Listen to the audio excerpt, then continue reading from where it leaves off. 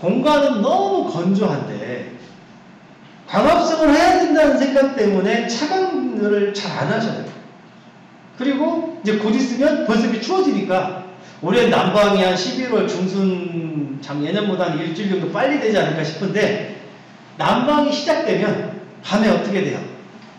건조해집니다. 건조한데 겨울철이 되면 급액의 횟수를 줄이고 공급 이슈를 높이라고 돼 있어. 자료들이, 대부분 자료들이. 그런데 이게 겨울철에 이슈를 높이고 급액을 빨리 끊으라고 하는 거는 작물이 웃자라지 않기 위해서 그렇게 하라는 거예요.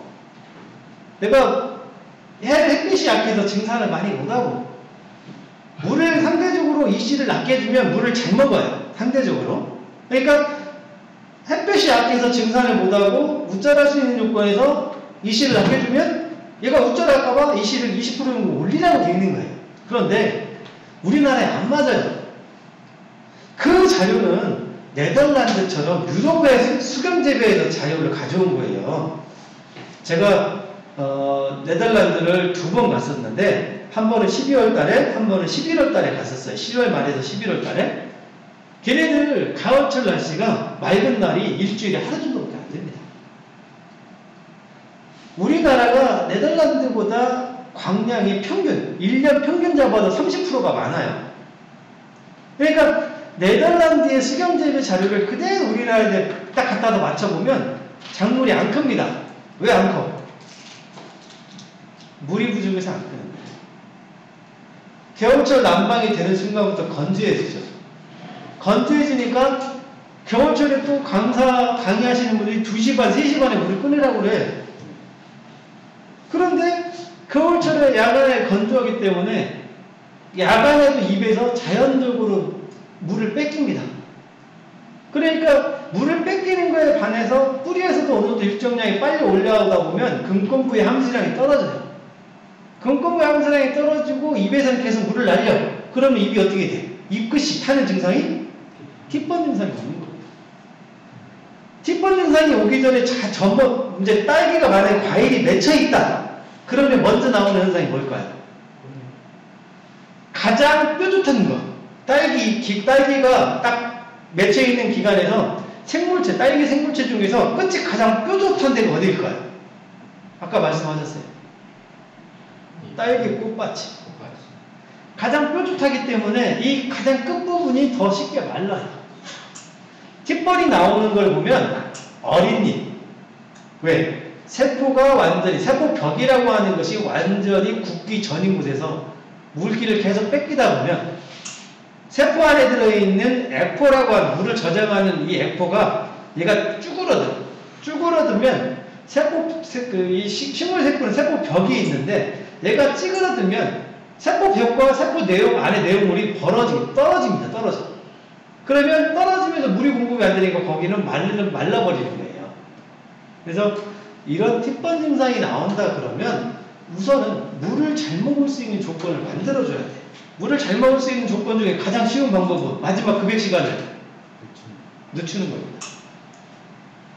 그러니까 저 같은 경우는 농가분들의 그런 현장의 그 여건을 보고 계속해서 급액을 끊는 시간을 늦추라고 그래요. 4시 반까지 주라고 그래요. 그런데 농가분들이 과습할까봐, 야간에 습할까봐, 여기 앉아 계신 분 중에 혹시 수막으로 농사짓고 계신 분? 한 분, 2분. 이분들은 일찍 끊으셔도 돼요. 근데 아내가 부직포가 설치가 아니라 제가 그 얘기 바로 하려고 했는데 수막에 부직포를 쓴다. 쓰지 마세요. 수막. 이것도 아니고 저것도 아니고. 왜냐면 하우스가 습하면서 낙엽보온 커튼을 쓰면 부직포 말아 올릴 때 어떻게 돼요? 뚝뚝 뭐가 떨어져? 물이 좀 떨어질 때도 있어요. 네. 그렇게 떨어지면 낙엽보온 커튼의 보온력이 뚝 떨어진 겁니다. 차라리 그게 없어버리면 낙엽보온 커튼이 없고 수막으로만 하면 온도를 더 잡을 수가 있어. 그런데 얘가 젖어버리면 보온력은 떨어지고 아침에 말아 올리면서 만약에 혹시나 얼었다. 그러면 이게 끝까지 말아 올리지 못하면서 광을 또 못 받게 돼요. 그래서 이 수막의 낙엽보호 커튼 조건은 궁합이 안 맞는 거야. 그래서 수막을 쓰지 말고 낙엽관 쓰면서 난방을 하시는 게 오히려 환경관리 측면에서는 더 도움이 됩니다. 그리고 잿빛곰팡이나 이런 병을 더 줄일 수가 있어요. 그래서 수막을 사용하시는 농가분들은 공간이 습해질까봐 일찍 끊는 건 맞지만 대부분의 농가분들이 낙엽보호 커튼과 난방을 해요. 그렇기 때문에 급액을 뜨는 시간을 너무 일찍 당기면 그만큼 손해입니다. 물을 일찍 끊어버리고 건조한 조건이 되면 응애가 나오는데 응애가 많이 발생할수록 응애가 뭘 빨아먹어요? 지백을 빨아먹어. 지백에 뭐가 제일 많겠어요? 물이 제일 많이 들어있어. 그러면 상대적으로 정상적인 애들보다 응애 피해가 많은 데는 물을 어떻게 주면 될까? 더 주면 돼요. 더 주든지 살포하든지. 네, 이게 뭐냐면 응애는 내가 눈에 보이지 않지만 있어. 그런데 물이 정상적으로 공급되는 구역에서는 잘 안 보여요. 피해 증상이. 물이 조금씩 부족해지는 구간에서 먼저 거미줄을 주고 내 눈에 더 빨리 보입니다. 그러니까 어느 한 동, 5동을 재배하는데 어느 한 동이 심하다. 그러면 제가 항상 얘기하는 게 뭐냐면 응애가 먼저 보이고 응애가 많이 나오는 구간은 물이 정상적으로 들어가고 있는지부터 확인하라고 합니다. 나는 양액기나 점적으로 물을 주고 있는데 물을 주고 있는데 정상적으로 안 들어간다. 그 얘기 뭐예요? 뭐가 막힌 거야. 뭐가 막혔어? 점적 테이프가 막혔어. 양액재배나 토경재배에서 아미노산 제제나 이런 영양제를 좋아하시는 분들은 꾸준히 주기적으로 점적 배부 청소를 해줘야 돼요.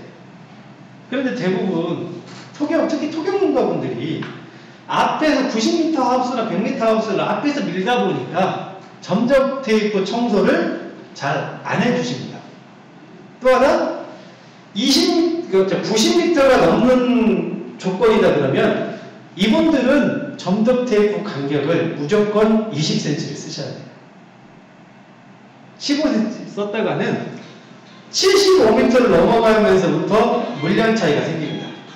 이렇게 물량 차이가 생기면 생육이 틀어지기 시작해요. 그래서 앞에서 미는 경우는 20cm 정도의 점적을 쓰시는 게 맞고요. 고설재배나 토경재배나 점적 테이프로 물을 주시는 분들은 주기적으로 한 달에 한 번씩은 청소해 주셔야 돼요. 그 다음에 또 양액을 타거나 비료물을 타서 주고 나서 반드시 청소해 주는 건 뭐다? 필터.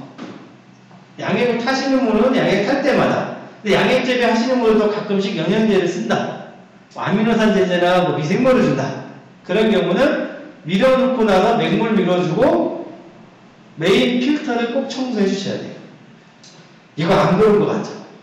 현장 나가보면요, 응애 때문에 약 죽으라고 치고 계신 분한테 제가 그거 점검했냐고 물어보면 아예 설마 그러겠어? 그런데 전자밸브가 고장나가지고 내 뭉게가 많은 동에 들어갈 물이 정상적으로 안 들어가고 옆동에 들어가 버려. 여기 그 앞동이나 뒷동에 전자밸브가 고장났어. 그러면 그 동에 들어가야 될 물이 그 앞동이나 그 옆동에 같이 들어가는 거야. 그러니까 그런 데를 보면 그 전동이나 그 뒷동은 생육이 엄청 좋아. 근데 전자밸브가 문제가 있는 동은 생육이 안 좋고 응애가 잘 있어. 같은 재배동에서도 응애가 많이 발생하는 데에 점적 테이프가 막히면은 그렇게 응애가 많아질 수 있어요. 그래서 응애가 많으면 첫 번째 물이 정상적으로 들어가고 있는지를 봐야 돼. 약만 치지 말고. 약을 치면은 효과가 나올 수도 있어. 왜? 약 치면서 뭐 줬어 내가? 물을 줬잖아. 네. 또 하나, 제가 이제 요것 때문에 이제 내가 여기 순창에 농가 들렸다고 왔는데 담양에서부터 이 기술을 해서 정말 고마워서 화분에다가 재배하는 거. 고설 재배인데 화분에 재배를 먼저 하셨어요. 제가 담양의 두 농가를 보고 제가 우리 지역에 시범사업을 해버렸어. 딸기 고설 재배하는 농가분들이 상토 몇 년 썼다고 물어보면 자랑스럽게, 아주 자랑스럽게 나 10년 썼는데 한 번도 안 바꿨어. 개뿔. 해마다 보충되는 양이 30%예요. 그러면 그 10년 쓴 거 맞습니까? 3년에 한 걸로 갈았지? 상토량을 왜 이렇게 많이 집어넣어? 왜? 배지가 크니까 그렇지. 배지 크면 좋을 것 같아요? 그렇게 나오는 거 아니야? 에이, 절반밖에 껌이에요. 안 쓰는데. 네? 절반밖에 안 쓰는데. 상토를요. 올리지 않고 면적만 깎아버려. 그러니까 자, 올릴 거나 평범한 거나 수확량 차이 나요, 안 나요? 안 나죠. 그러면 많이 들 이유가 있어, 없어? 뭘만 잘 주면 돼? 물만. 그래, 물만 잘 주면 돼. 물로 키우려고 내가 공설제비 돈 들여서 본 거야. 다 와버렸네. 응? 그런데 왜 이렇게 상토량을 많이 하냐고. 토마토 파프리카가 딸기보다 같은 면적에서 재배를 하면 생산량이 약 2배 이상 높습니다. 줄기의 길이나 이런 거 따져도 훨씬 길어요. 그런데 걔네들이 쓰는 상토량하고 딸기 상토량하고 비교했을 때 어떤 게 상토를 많이 쓰고 있을까요, 지금? 네. 그래 놓고 소독을 하니까 왜 이렇게 그냥 핑계들이 많아. 소독을 하고는 뭐 바빠서 뭐 해봤더니 효과가 없어서 등등. 제가 그걸 보고 아, 이건 아니다. 네덜란드라고 하는 애들도 걔네들도 우리보다 훨씬 오랫동안 시설 재배를 해왔잖아요. 그러니까 걔네들도 연작을 하면서 선충이 문제가 돼가지고 이 선충을 잡으려고 토양 소독제도 써봤고 심지어는 막 스팀으로 뜨거운 물로 다 쪄서 죽이기까지 해봤어. 근데 약재를 썼더니 걔네들은 주변에 강이 많잖아요. 강으로 흘러들어가면 뭐가 떠? 물고기가 탁 떠올라. 그러니까 경찰들이 돌아다니다가 당신 무슨 약 쓰지 말라고 했는데 썼네? 딱 벌금 얼마. 그래? 뭐 약을 아니고 이제 친환경적으로 하자 해가지고 스팀으로 쪄봤어. 응? 이거 에너지 비용이 너무 많이 들어가. 기름값이 너무 많이 들어가. 그러니까 에이, 안 되겠다. 한 번 쓰고 버리자. 해가지고 한 번 쓰고 버려요. 한 번 쓰고 바꿔. 한 번 쓰고 바꾸는 게 얘네들이 또 뭐가 좋냐면 오래 했던 농법으로 똑같이 농사 지으면 올해만큼의 수확량이 나오는 거예요. 재배의 안정성이 높아지는 겁니다. 제가 농가분들한테 대박을 꿈꾸지 말라고 해요. 대박을. 농사 지으면서 대박이 있던가요? 있어. 가끔 가다가. 지난달에 대박을 내가 내 농가를 깨봤어. 왜? 그 농가는 평작을 했는데 주변에서 농사가 안 돼가지고 대박을 난 거야. 그런 경우는 있을 수가 있어요. 그렇게 하기 위해서는 뭘 해야 된다? 재배의 안정성을 높이는 쪽으로 선택을 하셔야 돼요. 그러려면 상토 내가 10년 동안 한 번도 안 갈았다고 자랑스럽게 얘기를 해야 돼? 아니면 해마다 갈아야 돼? 해마다 가려면 많이 들면 돈 많이 들어가잖아. 그럼 어떻게 해야 돼? 줄여야 돼. 그러니까 화분 재배해야 돼. 화분 재배할 때 해보신 분들 여기 있으려고 모르겠는데 물을 어떻게 해야 돼? 다른 농가분들의 2배 이상 줘야 돼. 거의 시간에 한 번 주면 돼요. 물량 줄이면 돼. 근데 화분 재배가 지금 대부분 실패가 거의 다 여기서 첫 편이거든요. 왜 그랬냐면 제가 압니다. 물이 적었어요. 왜? 대부분 강의하는 사람들이나 이런 사람들이 물 3시 반에 끊으라고 하면 3시 반에 끊어. 절대 그래서는 안 돼요. 5시 반까지 줘도 아무 문제 없어요. 야간에 난방을 한다 그러면. 또 하나, 나 1시간에 한 번 주고 있어. 그러면 조건은 살펴보지도 않고 왜 이렇게 많이 주냐 그래. 그러니까 위축이 되니까 줄이는 거야. 그러니까 안 크는 거야. 물로 키우는 겁니다. 파프리카 같은 경우는 1m에 상토량이 11리터 정도밖에 안 돼요. 제가 딸기 농사 짓는 분들, 우리 아버님 예를 들면 스티베지인가요? 갑바베지인가요? 스티베지 폭이 22cm에 20cm예요. 20cm. 깊이가 12cm. 네. 이분은 1리터에 24리터를 쓰고 있는 건데 위로 올렸다 그러면 30리터 금방 넘어가요. 그렇죠. 대부분 농가분들이 1m에 30리터 이상 씁니다. 네덜란드보다 3배 많은 양을 쓰고 있어. 그래놓고 네덜란드 이론을 갖다 적용시키고 있어. 배액이 30% 선에서 관리해야 된다? 상토량이 네덜란드보다 2배, 3배가 많은데 배액을 30% 관리하면 딸기 죽었다 깨도 안 큽니다. 걔를 키우려면 뭘 해줘야 돼? 하루 종일 차광해줘야 돼. 왜? 네덜란드하고 똑같이 광량을 맞춰줘야 되니까. 내가 그러는 걸 봤어요. 물을 4분밖에 안 주는데 배를 30%로 맞췄대. 근데 딸기를 봤더니 잘 큰 것 같으면서도 좀 약해. 차광 관리 어떻게 하냐 했더니 매일 해주고 있어요. 차광 관리하면 키울 수 있어요. 그렇지만 우리 자연적인 단독온실에서 그렇게 매일 차광하지 않는 조건에서는 배율 30%를 못 맞춥니다. 여기 앉아 계신 분들 중에서 배율 50% 맞추는 분들 거의 없어요. 우리나라에서 대부분 내가 300m 넣으면 네? 안 맞춰도 맞추면 안 돼요. 제가 얘기하는 선이 최소량이 50%입니다. 제가 얘기하는 선이. 우리나라에서. 대부분 80%까지 나옵니다. 그만큼 80% 배액이 나온다는 얘기는 뭐 한다? 비료를 버리고 있는 겁니다. 그래서 이런 부분들이 현장에서의 문제점이 우리나라가 갖고 있는 어떤 조건값이 우리가 이론적으로 배우는 네덜란드의 그런 방법과 다르다는 것을 꼭 이해를 하면은 강의를 하시는 분들이 얘기하는 걸 조금 내가 해석할 수 있는 부분이 있어서 그렇게 얘기를 해주고 있고, 응애를 잡기 위해서는 첫 번째 물, 두 번째 선충입니다.